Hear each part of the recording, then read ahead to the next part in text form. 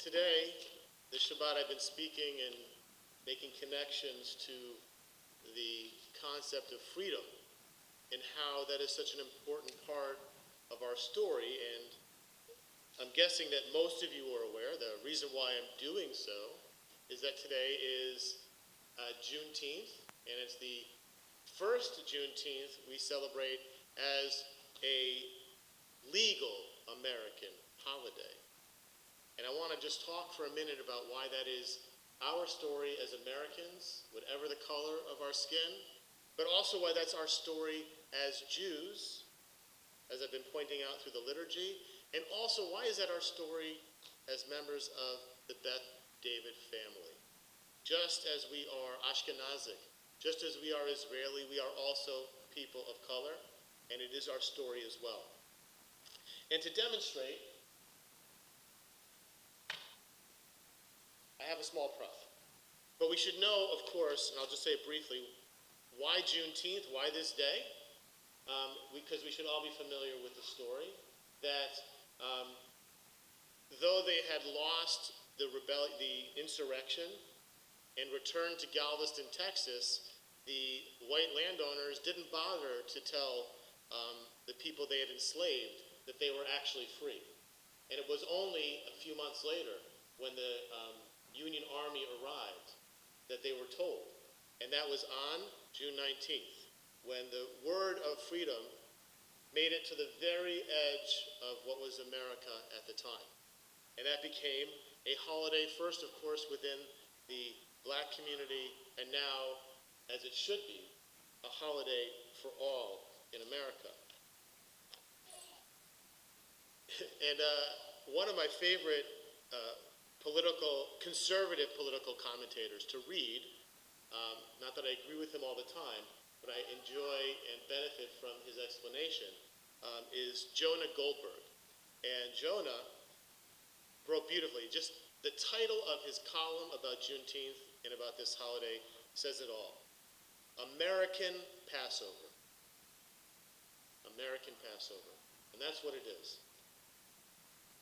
To connect to this story and why anyone's story of becoming free is our story of becoming free, I want to share with you a little story from our history, which is in the year 2001, Rebecca and I were in Israel, and we were, as part of our rabbinic education, we were visiting an Ethiopian community and hearing some of their story. And they had some handcrafts that they make.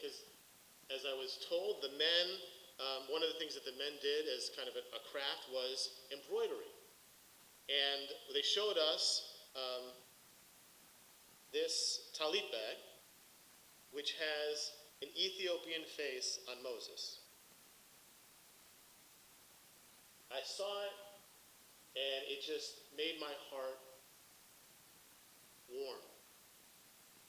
It told me everything, I don't know, like everything that's precious about our tradition.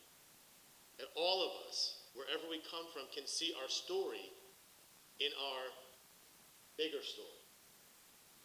And this represents that for me in such a concrete way. I just felt it as soon as I saw it, I'm like, I have to have that if it's for sale. And it's been my talit bag now for 20 years.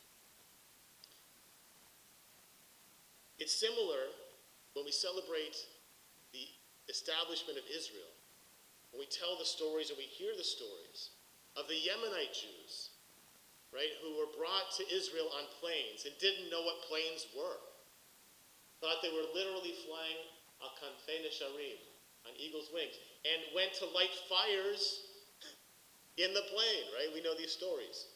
And they become our stories. We tell that story as if it's ours.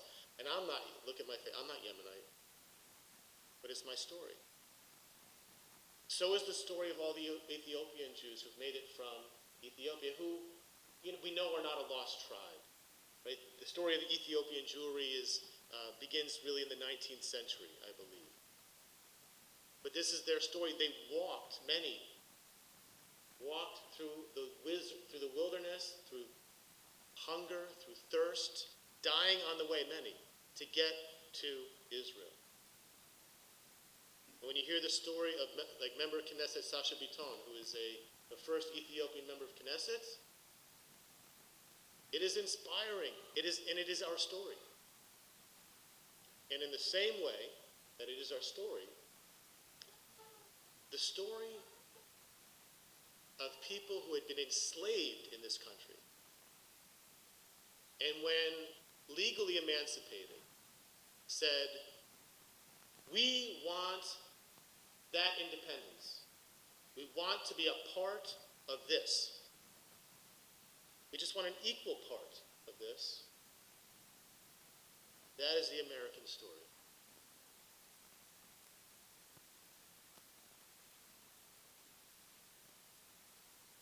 Excuse me.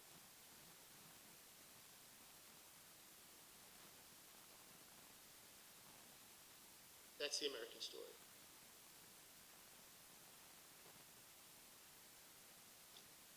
My niece, that's why she keeps calling me Josh. That's the best part of the American story. It's the part for us to celebrate. It is the part that we are challenged to live up to. As I said, though, right, it's our Jewish story, it's our American story, and it's the part that we have to work harder to bring to its fruition. I know I'm speaking to the choir here, I think, right? But we need to be fully engaged. We need to be fully just empowered to bring this lesson, to bring this truth home, so that all in our country and then all around the world are truly free. Shabbat Shalom.